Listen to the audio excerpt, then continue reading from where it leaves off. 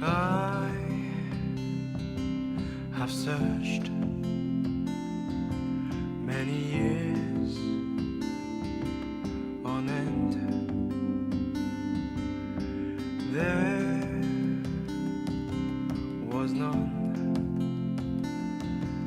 that my soul could depend.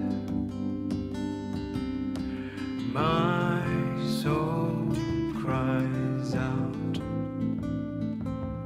for your presence in here. This very hour, for your presence in here. In His name I find, in His name I find, in His name I find the peace I seek. In His name I find, in His name I find, in His name I find the joy I seek.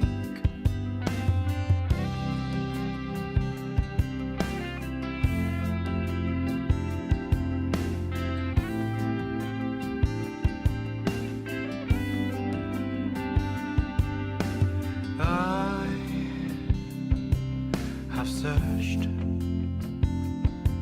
many years on end. There was none that my soul could depend. My soul cries out for your presence in here. This very hour,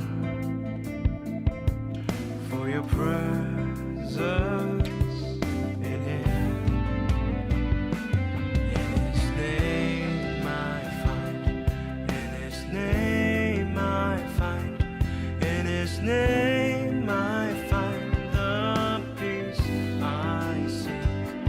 In His name I find, in His name I find, in His name I find the joy I seek.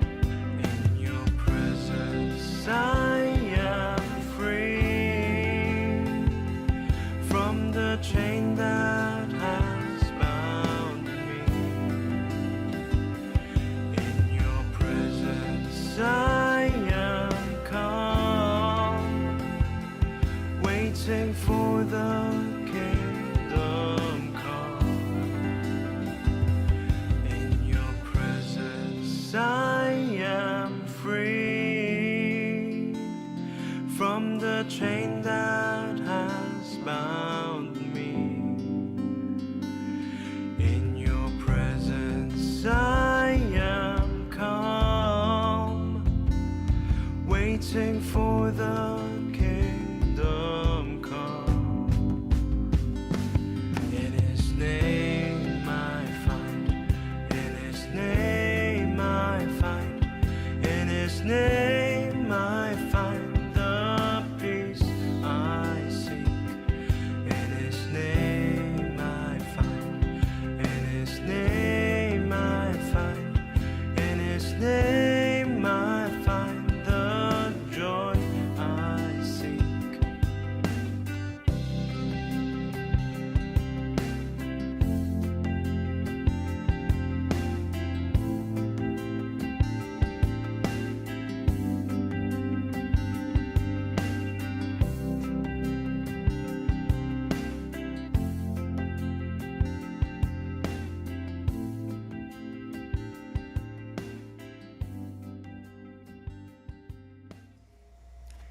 Hey church, good evening. We are live at the house. My name is Ryan Kelly. We are joined by Ildiko Zink tonight.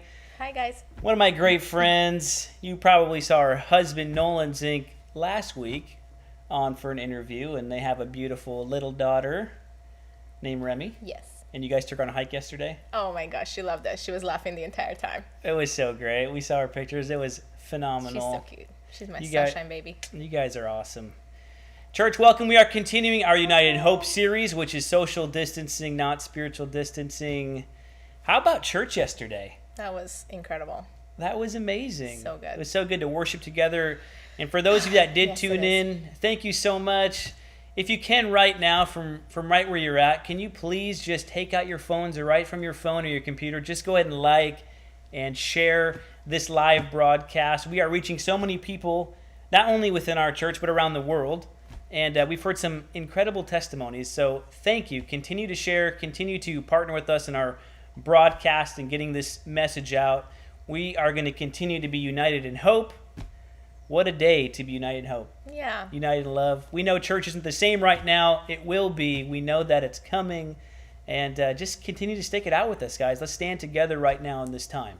We are continuing these nightly services at 6 p.m. and Sunday mornings at 10 a.m. So stay tuned in. We've got plenty of awesome stuff this week. And right now, tonight, we have Ildiko here. She'll be sharing her story, at least part of your story. Yeah. Excuse me. And I'm so excited because we've been friends for a number of years. So Yeah. I've gotten to hear it, and they haven't. So we're going to let them in on some of you tonight, Ildiko. Exciting. How's that sound? Yeah. The Awesome. Reader's Digest version. So you moved to California when you were 13? Yes. When you were 13. And you moved from where? Where are you from? I'm from Hungary. It's middle of Europe. Long ways away? Long ways away. Long swim? Yeah. Yeah. Yeah, definitely. Cold swim. So you're from Hungary, which is a different way of life. Yes. And tonight, I would love it if we could just start with your story, Ildiko, from your upbringing, your childhood. What was your upbringing like with your own family, with your mom, with your dad, before you moved to California? Yeah. So growing up in Hungary was entirely different from life here at the States. When I was born, we had just ended the Cold War, and so the country was in shambles. My dad was working in a Western country to make money, and then my mom was just involved in various activities to support herself. And so she was, trafficking prostitutes from Yugoslavia to Western countries, and was involved in the motorcycle gang. Holy smokes. Yeah, just a number of different That was your mom? things. Yes, that was my mom. And so that was from when you were a little girl? Yes, that was right away from the time I was 2 till I moved away from her. Yeah. Wow. So, Ildiko, what did that make you feel, being, your mom being involved in those things, your dad being so far away? Yeah, my dad was gone, and then while my mom was doing these things, she oftentimes would leave me with, people that were strangers to me, or by myself, for days at a time, and one time for about 2 weeks. And she had a cousin of mine, was 14 at the time, I was 5, check on me nightly, and then, during the day, during the week, she'd take me to daycare and that kind of stuff. But so basically, yeah. you were kind of abandoned by your mom. I was alone a lot alone. I felt like I was put on this earth to be just used and abused, and that my own flesh and blood family didn't love me, didn't like me, didn't want me, so that I must be unlovable and must be Holy worthless. smokes. So yeah. So that caused a lot, and that for you, that was basically your normal. Yes. Yeah. You didn't know any other way of life. No, and that's why I never would have considered myself abandoned. I would have considered myself abused. My mom abused me a lot. But it was just normal. I didn't know anything else, and Definitely. the TV didn't show anything else. So And so then came the day when you moved to California. You moved here. Yes. And I know you started coming to our youth group when you were 13. I was 13 and a half. And Fresh off the boat. and getting involved when you were a little bit later. But I know you today. Yeah. And that's not your normal anymore. No. You don't struggle with those abandonment feelings and No. everything I that don't, went with that. actually. So I just was hoping you could share with us tonight and those watching, what changed for you? What helped you overcome those feelings? So when I was 13 and a half, I came to the youth group, and we went to a camp at the father's house, and I met the Orsillo family. Okay. And right away, they were just a different breed, you know? They were so nice. I mean, I've never met people this nice, you know? So right away, I thought, this is so strange. Like, what? You know, why are they being so nice to me? Yeah. Like, I didn't even speak English, so they didn't even understand me, you know?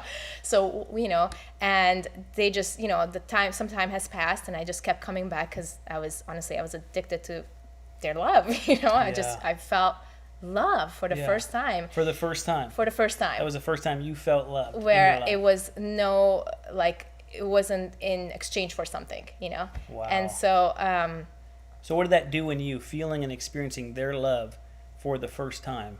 What did that do inside of you, inside of Ildiko, your identity, your mindsets? What did that do for you?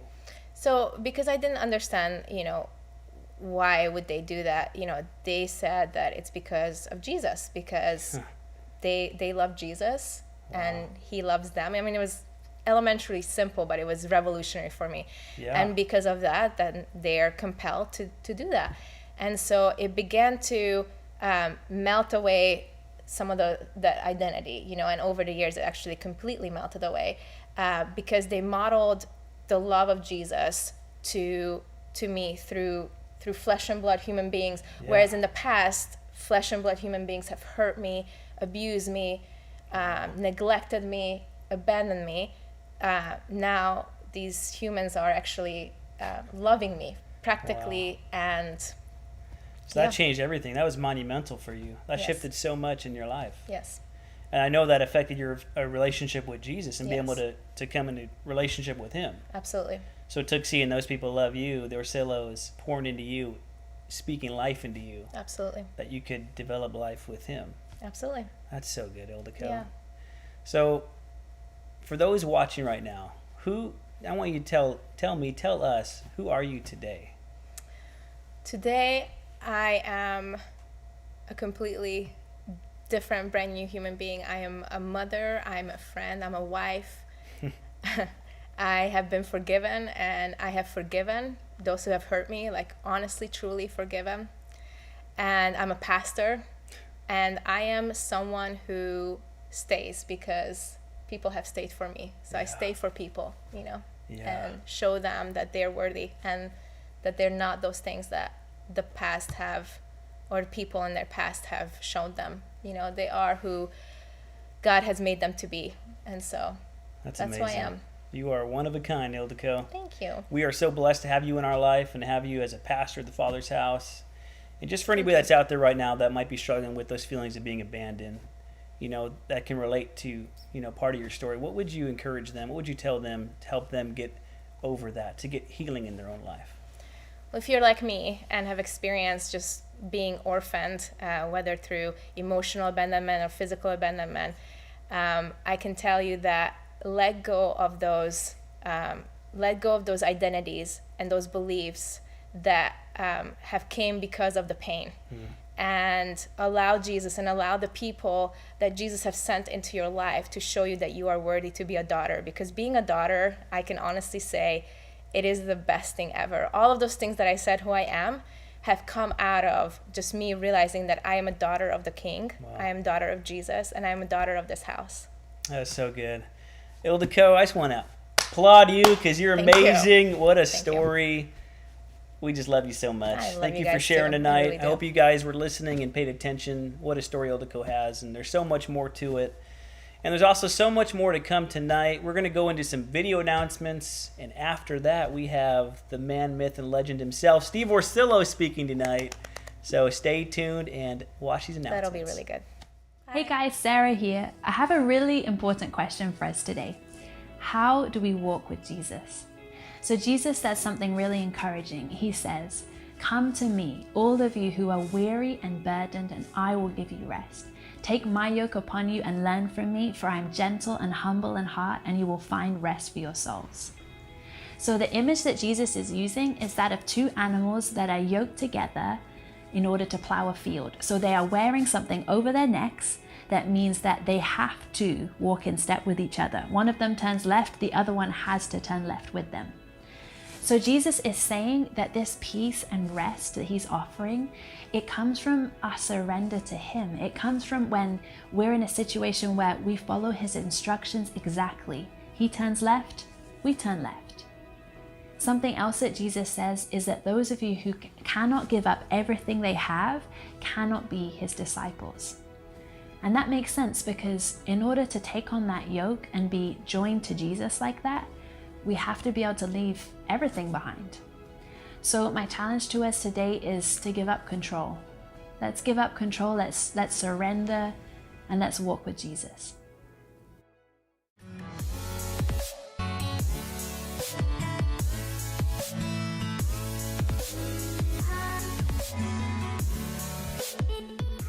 Good evening, and thank you so much for watching Live from the House. My name is Christina, and I'm here to bring you your announcements. School of Transformation is our 6-month school for Christians who want to encounter God, find out more about who He is and who that makes us. I did it, and it completely changed my life. So if you want to learn more about it, go to changeourville.org and sign up. We have a podcast called The Uncommon Truth, and it's all about Christianity the way that Jesus meant it to be. So subscribe so you don't miss an episode, and if you need help subscribing, just type a comment in the live stream and we'll help you. Last week, our associate pastor Jordy went to be with Jesus. We want to support the family in all the ways that we can, but we do ask that you don't bring flowers, and instead, if you would like to support them financially, you can. We have a GoFundMe page. You can click here on the link. We as a community need to surround them and be there for them, so let's help them. We need to stay connected during this difficult time. So we're still live streaming our services on Wednesday nights at 6 and Sundays at 10 a.m. We have worship, we have a word from Steve. It's awesome. Come be with us.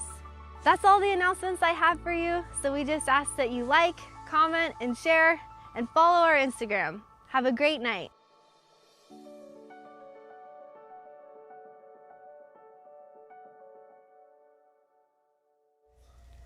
Welcome back, everyone.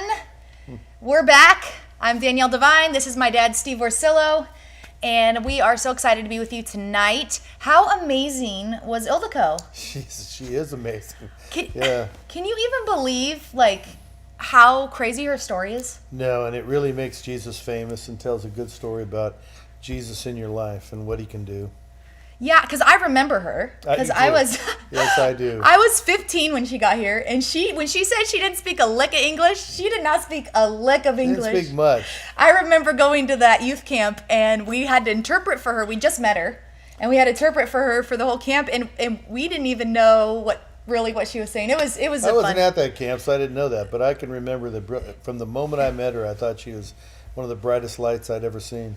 Yeah, and she still is. I saw that girl needs healing. This girl needs to get to know who she really is. Yeah, that's so true. So, Dad, it's been kind of a tough week. It's been tough, yeah. I know it's been tough for you. It's definitely been tough for me. It is tough. How are you doing? I'm doing considerably good. Only one thing has changed for me. I won't get to hang out with Jordy, and I won't get to hear any more of his wisdom and his phenomenal messages. On the other hand, everything, the goodness of God and his calling on our life and his blessing in our life has not changed. Yeah. And I think that our tent widened, our roadway widened, our plans have widened. More people are going to rise up to take his place. Yeah. His disciples, the people that he has been mentoring and fathering, are, literally his sons in his ministry. Yeah. And daughters are going to take it and make it even greater. Yeah. In building a legend for him. And the other side is the wife and the kids and all of us who are at a loss. But on the other hand, the gain that he has gained. He's finished the race. Yeah. He's crossed the finish line. It's so good. He's grabbed hold of the prize that Jesus died for and that he has run the race for. Yeah. So for some of you that don't know, our associate pastor, Jordy, passed away on Saturday. And so I was just asking Steve how he's doing. Huh? Friday. Friday. Yes, Friday. I was asking Steve how he's doing. But, Dad, we created this broadcast so that we could connect with our church family and we can connect with our friends and family. And so that's why we asked so many people to share this broadcast, because we Right. want to reach as many people as we can. But right now, I really want you to talk specifically to the members of the church, to our staff, to the pastors. And I feel like he was such a big part of our church. You know, he was behind you, our leading teaching pastor. I mean, he taught all the time. And he was so crucial. So there's some people out there that might be feeling like, where are we going to go from here? Like, are we okay? Like, can the church survive this? You know, it feels a little bit out of control. So will you just speak to us? Like, are we okay? Is the church going to survive this? Are we going to make it? We are more than okay, and the outcome will be seen by the decision each leader makes about what the future holds. Are we sinking in sand, or are we going further up and farther in? Yeah. What conclusion will you come to? If Jordy could speak from heaven, he would tell every one of them, hey, get going. Yeah. Don't sit still. Keep going. You've got further up and farther Yeah. in. You've got in front of you the fruit to hold on to, the prize to grab a hold of. And that will be the difference is if people are unable to overcome disappointment, then the future can look a little boring, a little downward. But that isn't who we've raised people to be. Yeah. It isn't who Jordy was raised to be, and then he, in turn, reached out and built up people to be this hard charging going forward. He always talked about it may cost us our lives. Yeah. And so I think the disciples of our ministry, who are now the pastors of our ministry, we just saw 2 of them. And over the last couple of weeks on this broadcast, we've seen many of them. Yeah. You just heard from Sarah. And the disciples of our ministry, they have that same attitude of let's keep going. Yeah. Let's keep going for the prize. Let's keep our eye on the prize. And That's good. that way we are ensured that we will one day be with Jordy again. Yep. And we won't lose anything. We will gain a great deal. And I believe wholeheartedly in these young people. They are sons and daughters to me. And I have great faith in them the way I do you. Yeah. That, I raised you in who you are. Yeah. And I didn't raise you, to be completely destroyed by bad circumstances. I raised you that happens in our life, and that we follow Jesus and let him be Lord, and we follow him. Absolutely. And he's not, he's seen many people die, and he's not turned aside by it. Yeah. For us, it's tough, Yeah. but we will put that aside, I believe, and we will continue, because the real prize in all of this is not beating cancer. It's eternal life. Absolutely. It is the reward at the end. Yep. And Jordy's got it, and I'm looking forward to it. And so is everyone here. What we don't want is to go alone. We want to take more with us, raise up more, do more. And I think Jordy's going to leave a huge hole, and I think a bunch of people are going to rise up to fill it. I agree. And then duplicating themselves. I think Yeah. Jordy's been duplicating himself. I know that I've been duplicating myself, and these people are rising up into it. And sometimes, these bad things look like they're going to kill us, but the truth is, we really believe in what Jesus said. Mm-hmm. We really believe in what the Bible says about his ministry, that he causes all things to work together for good. Now, none of us wanted this to happen. We Right. prayed fervently. Right. It happened. So now we look at it and go, well, how is this going to work together for good? We do love him. We're called according to his purpose. He's going to be faithful. That's good. He's going to be faithful, and we are going to see even this is going to work together to be something really good one day. And we're going to look back and say, it seems like the launching point was Jordy's going home. Yep. Jordy's leaving this world Our celebration. finest hour. Yeah. It's going to turn into some great moment. We're going to look back and say, it started then. Yep. It started with this year of dismay. Yep.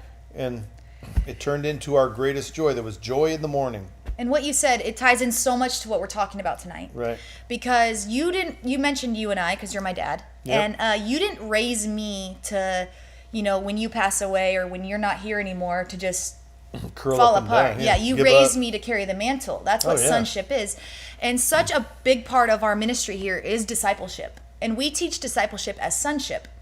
And part of the definition of discipleship and being sonship is carrying on the mantle. Like your ceiling becomes your son or daughter's floor. That's right. And we see this with the disciples and the apostles. Like they called their most intimate disciples their sons.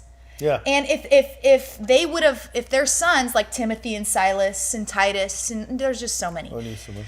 Onesimus. If they had just let it all fall apart after, these disciples were martyred, we wouldn't have Christianity today. It was the fact that those guys carried on what their father did. Right. And so I want to talk to you about that tonight. I want to talk about spiritual sonship. We had Ildiko. She was amazing. And she said, she was really, when it clicked for her is when she started to understand what it meant to be a daughter. First, she understood what it meant to be your spiritual daughter. Right. And then in turn, she learned how to be God's daughter. That's right. So speak to us about sonship and how it relates to discipleship and all your views on that, because they're so unique. Well, I think that some of, what I can do in the few minutes we have is that, nobody raises up their children to stay at home. Yeah. If the four of you still live with Mom and I, we'd be miserable. And we'd be failures. We'd be utter failures. Tell me what you really think. We raised you.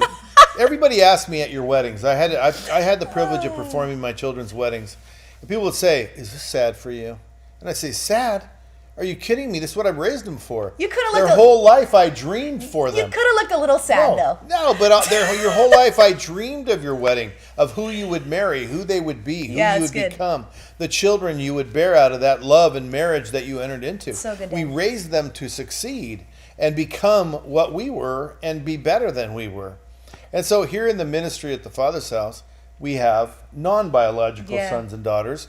We are non-biological parents to many people. Yeah. And so young Ildiko says, "Would you be my spiritual father?" Yeah. My answer is yes, but it's also, there's this, from my point of view, well, I already am. Yeah. I am treating you like my daughter, but you haven't necessarily known it because you've not really had a father like me. That's so good. Takes a while for you to recognize it. Yeah. Excuse me. The real charge is to you, Ildiko, to make me your father. Yeah. It's the same thing with God. When Jesus is telling us, don't be like the Gentiles who have no father in heaven. Yeah. Have a father in heaven. Well, we don't make him a father in heaven. He's already that. Yeah. We decide we will be a son or a daughter to him. Yeah. And what does that look like? Well, in Jordy's case, he just immediately understood what being a son was. Yeah. That's making your father successful.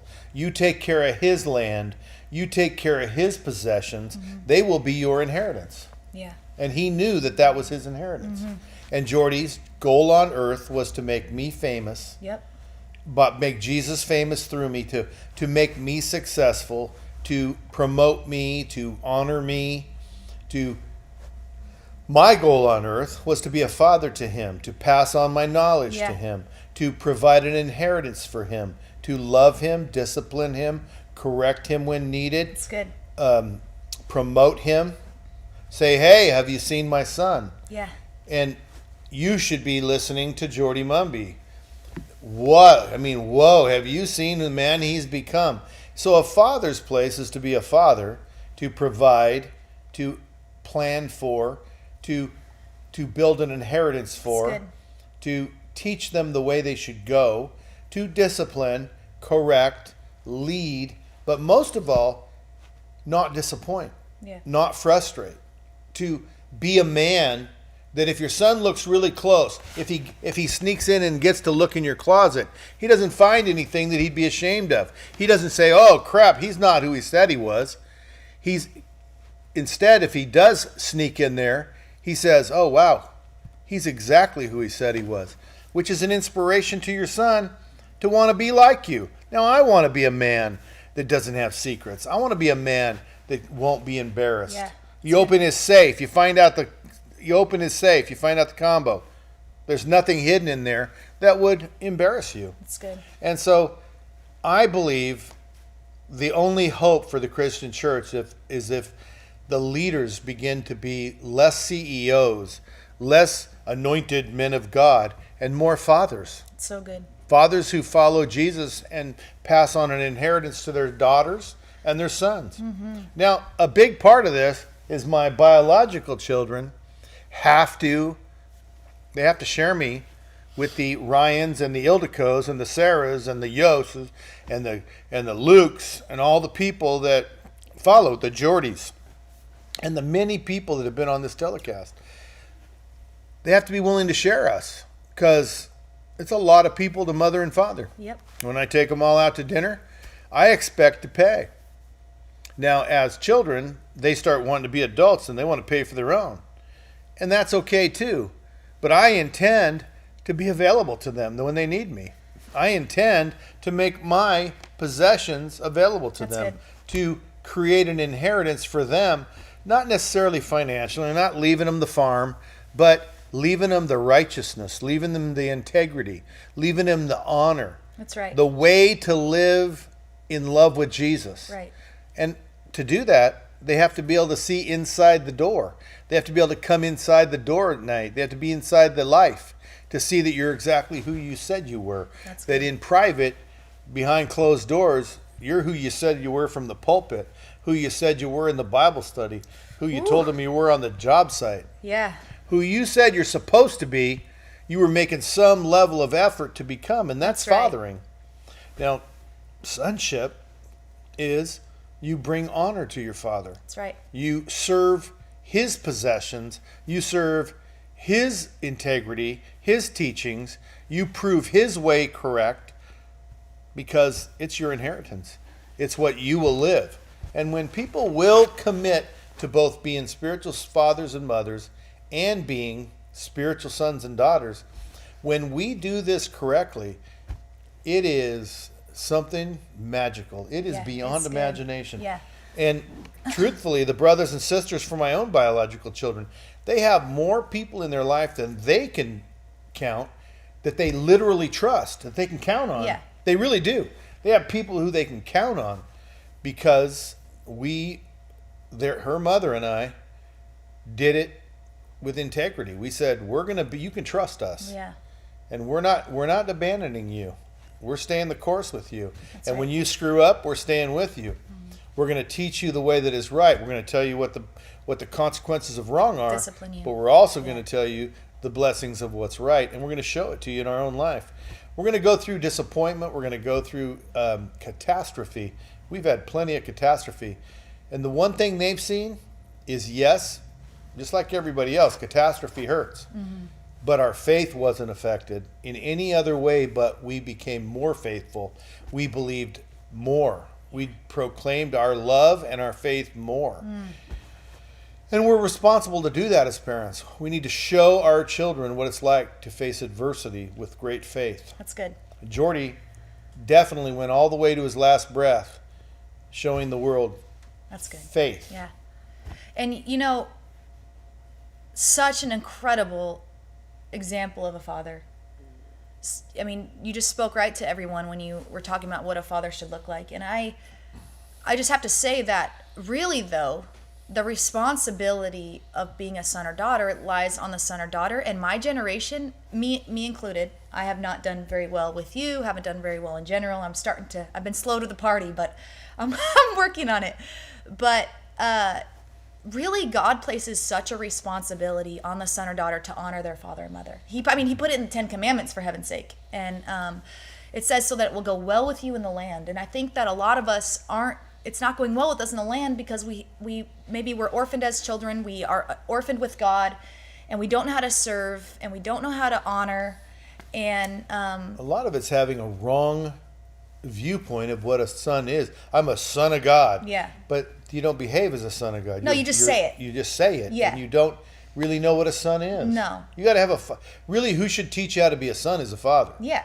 Who should teach you how to be? But the orphan wants to tell the father how he should be fathering. That's right. That's the number one problem in the discipleship. the miscommunication. Probably one of the biggest issues in discipleship is a person who's not a son, doesn't know how to be a son, getting offended with you saying, hey, you're not fathering me right, but Right. they've never had a father that Right, that happens to me constantly. constantly. And I Yes. constantly correct them and tell them, well, this is the truth. This is what a father is, and this is what I do well.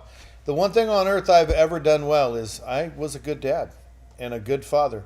And so I thought one day, God really spoke to me about that why am I only doing that with 3 people? Yeah. Was I given this gift and this talent for just 4 people? 4, yeah. Yeah, There's 4 of us. there are There's 4 4 kids. I don't know what I was talking about. Anyway. It was Nicole. You Yeah. you just I did left something, you Nicole. out, I think. Love No, you, Nicole. No. It's for your comments I love earlier. all my children. I have 4 children. Was it only for 4 children? Oh my goodness. And 4. Or was it for the many? Yeah, for And everybody. God really laid that on me, and I said, I should use these talents for the many. And Ildiko is one of the first ones to come walking up to us and really need what we had. And look who she's become today. You heard her testimony. I Yeah. mean, she's the proof that's in the pudding, isn't she? And it was when she decided to be a daughter. Yeah, I want what you have. Yeah. And that brings us to the story that you talk about so much, the prodigal son. This is like when preachers talk about being a son or God's family or whatever. I mean, this is the quintessential story they use. Yeah. And they have so many sometimes screwy I've never seen a interpretations scripture of it. used so screwy. in my But life. the way the Lord revealed to you that scripture about sonship, I mean, that really was a huge revelation for me that I had when you had that. And so maybe you can just go into that. We only have a couple minutes, but maybe you can tell us about that revelation. Well, one of the most important things to me, everybody has a different thing, is that he gave him the inheritance. The father gave him his inheritance to go, and almost knowing he was going to lose, screw it up. Yeah. And let him let him go fail. And I think that the ability for a father to let his children fail is really important. But then the other thing was, He stepped out of sonship, Yeah. though. He decided to step out of sonship. right, he stepped out of it.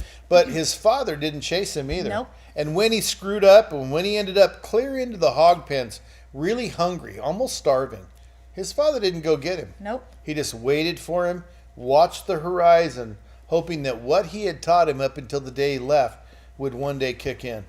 And he watched the horizon, and when he saw him from afar, he began to prepare for his coming. Had the robe, the ring, the calf. And as they're throwing the party, the second brother is wondering what the heck's going on. How come I never got these things? And the father says something really special to him. He says, "My son, you have always been faithful. Yep. And all that I have has always been yours." And I think about these 2 sons. One could come back and have more, but one always had everything. And what he thought he was missing out on was the ring, the robe, and the calf, the party. And his dad says, Yeah. "You always had the ring, the robe, and the party, because you have always been faithful." Yep. We like to criticize that guy for his jealousy, but excuse me. But his father let him know, you didn't need to be jealous. You always had this stuff. Yeah. Because you were always faithful. And it was such a good story about fathering. He watch, care about it, rejoice that his son is alive, rejoice that his son is being rescued. But his other son also blessing his other son for his continued faithfulness. And it's a story on sonship too, because the son decided to leave, to step out of sonship. Yep. He wasn't protected. He wasn't provided for. He lived outside of his father's identity, outside of his father's house. And then he chose to step into sonship.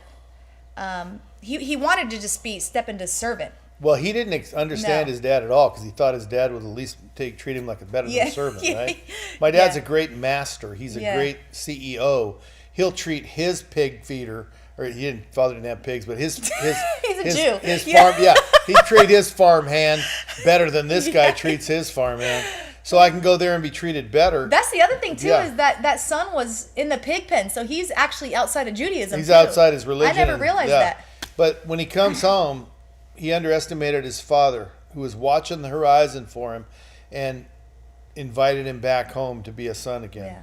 But he still has to learn. Sometimes people forget, like there was no conditions. No, you come back to my house, you have to live under the same rules, The rules, yep. that you had to live under. You had to come into my household. Yeah.